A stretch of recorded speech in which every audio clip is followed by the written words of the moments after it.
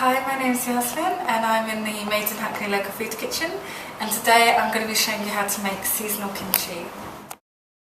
So the most important thing when preserving or jam making is you need everything to be as clean as possible.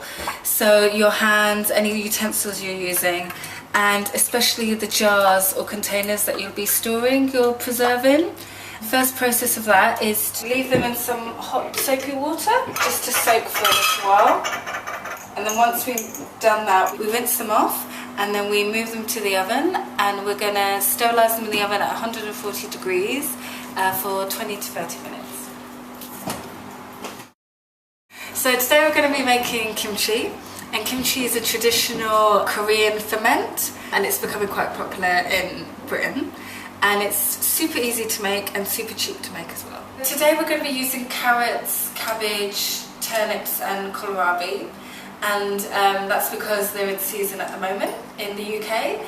But you can change your kimchi all throughout the year whenever you make it, depending on whatever kind of hard, firm vegetables are in season. So the night before, you want to chop up your vegetables and put them in some brine. And brine is basically about 2 litres of water to 6 tablespoons of salt.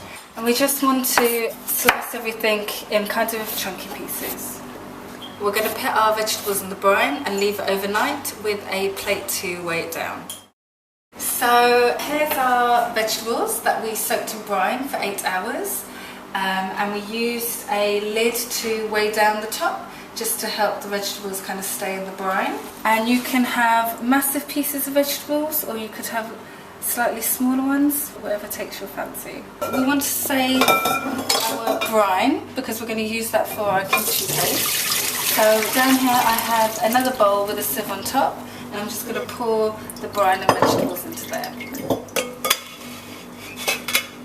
So the next step is to make our kimchi paste, and that's super easy. All we're going to do is we're going to get 50 grams of ginger, 5 cloves of garlic, 5 red chilies and a tablespoon of chili powder, and we're just going to whiz it up in a mixer. So I'm just going to peel the ginger. A good tip for peeling ginger is to use a teaspoon. Sometimes people use a peeler and you end up just taking off half the bit of ginger with it. So a teaspoon's a good way to do it. And because it's going in the food processor, you just need rough chunks really. Always remember to be careful with chilies. Once you touch them, wash your hands straight away, because you will touch your face and it will sting and it will hurt. Contrary to popular belief, it's not the seeds that are the chiliest part of the chili, it's the membrane just here. So if you were ever cooking something where you wanted the chili taste but not the hot spiciness, you'd remove this area, but we want things to be quite spicy. So I'm just going to roughly chop them.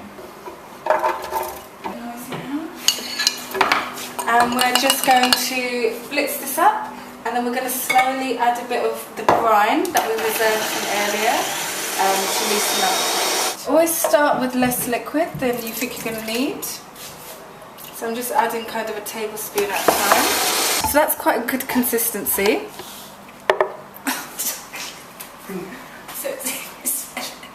Your kimchi paste is going to be really strong, so try not to inhale it. So now what we want to do is we're just going to put our chili paste into our vegetables, and then we're going to massage the paste into the vegetables with our hands.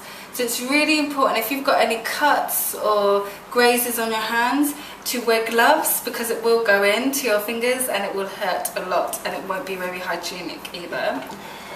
Through massaging for about a few minutes, you're also softening the vegetables, because remember, they're not cooked. And there we go.